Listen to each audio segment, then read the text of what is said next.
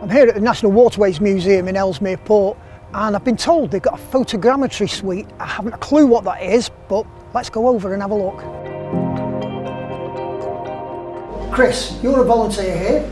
Yes. And this is the photogrammetry suite. It is. It's where we digitise a lot of the objects or in the collection that we can then put onto computer and people can view online these objects. So basically, in its simplest form, we take a lot of 2D images which we then put into a piece of software which converts them into 3D images. So the way we take all the photographs is that we have 3 cameras set up looking at the object at different angles, and we then, using this, we can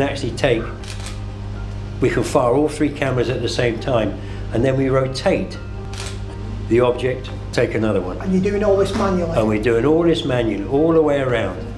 Doing this all the way around. So you're here all day just doing that? All day. Well, not all day, because we then put it into the software. One of the biggest parts is setting all it up, setting the cameras up, getting the cameras in the right position to see what we're looking at, to get the object in its entirety, really. Are you able to do this on bigger items, let alone just these small ones? If it's something like a boat, then no. That would be a totally different approach to a boat. We might even use a drone. Right, okay. With a boat, a big boat, a full-size boat, we'd probably use a drone. What's the purpose of doing this? So that we can put it, digitise them, so we can put them on the internet, and that other people can see them. You know, we put them onto a bit of software called Sketchfab, and you can log into Sketchfab and you can look at these objects and it will tell you about them. The other reason we can do it is because we can then make them into 3D prints of them, so which is useful for, as somebody was saying, you know, the people, partially sighted people, can actually pick them up and touch them. By doing this then, you're making these items into tactile objects that members of the public can handle? Because they're not allowed to touch them. Right. Members of the public are not allowed to touch them. So if we can make 3D models of them, of some of them, not all of them, then people can actually pick them up and feel them. Okay. Right. And the other thing we can do is we can make them into 3D prints.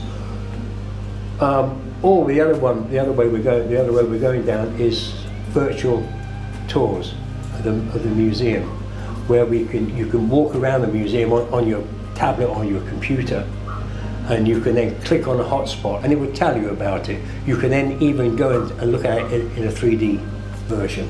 You're actually making the museum more accessible worldwide. Yeah, we're basically putting the museum or the collection online. You've explained all this bit now with the cameras. Is the next stage computerised? It's all computer. The next stage is we take the SD cards out of the cameras, we take them over to the computer where they're put into the software, and the software then does its job. Just been sent over now to this side of the room where the technical things go. Your name's George. Hello. And you do whatever you do here, don't you?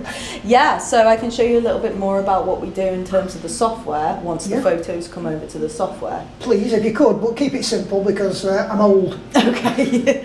Well, this software is called Digisoft Metashape, and what it does is it simply goes through all the photographs we've taken and it finds unique points between each photograph, and then it's able to build a mesh, a 3D mesh of the object that we've just photographed. And that's what I can see there, is it? So this is the mesh. So as you can see, each of these little points is related to these photographs. Well, there's an awful lot there, isn't there? There is an awful lot. We've actually taken 444 photos of this bear.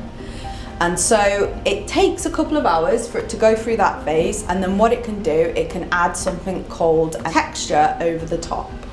Oh. So as you can see, the photographs, it takes little bits from each photograph and it builds one photo that it skins over the model.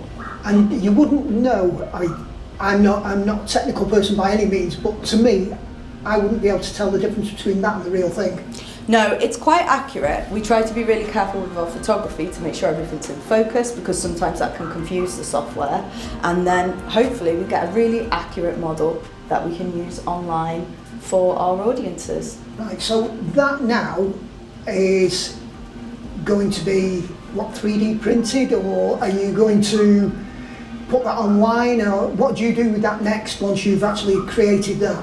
So there are a few different things we can do next. The main thing that we do is that we put it on a website that's called Sketchfab, which I'll show you.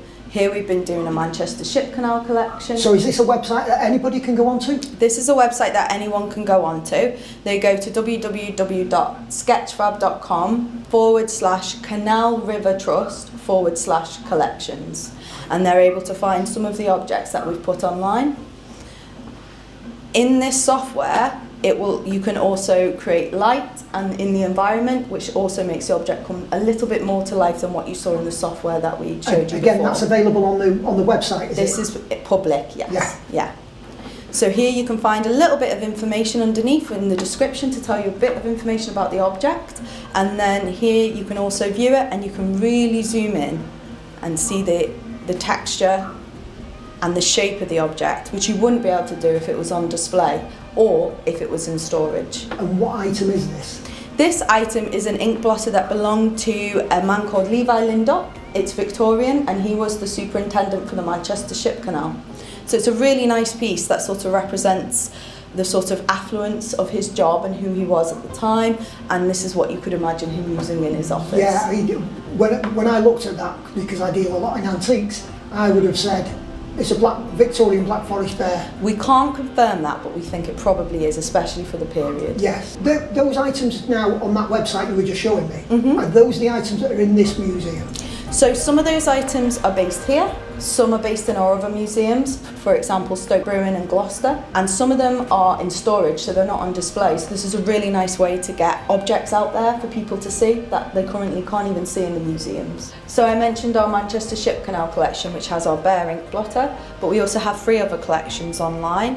The next is the Roses and Castles collection, which celebrates some of our objects which are painted in roses and castles. And are those old antique pieces as They well? are all old antique pieces, except for one, which is a contemporary piece, and they display or showcase different artists throughout the network over the past probably 150 years. Right, okay.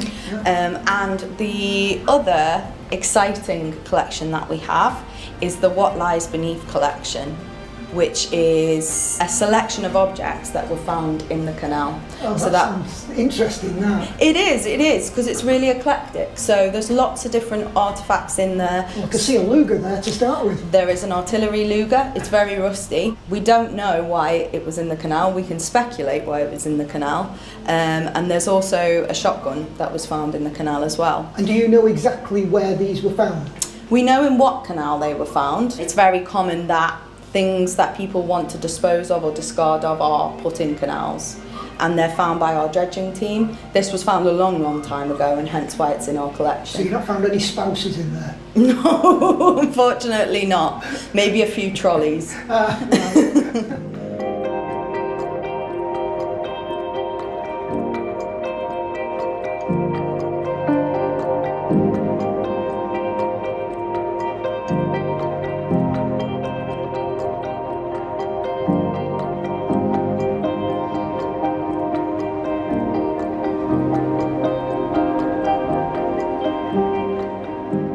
What a wonderful place this is, and it wouldn't be the same without the volunteers. This whole place relies on its volunteers, and what a lot of people don't realise is that the Canal and River Trust is a charity.